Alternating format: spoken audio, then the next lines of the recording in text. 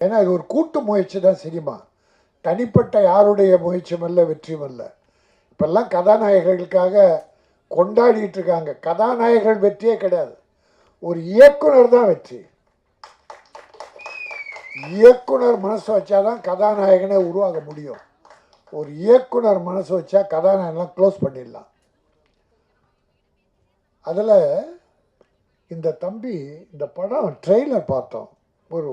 இது ஒன்றும் சின்ன பட்ஜெட் மாதிரி இல்லை, நிறைவாக இருந்தது, மனம் நிறைவாக இருந்தது. இப்படி நாங்கள் ரொம்ப, நானும் பேரரசு உதயகுமார்லாம் நிறைய கலந்துக்கிறோம்.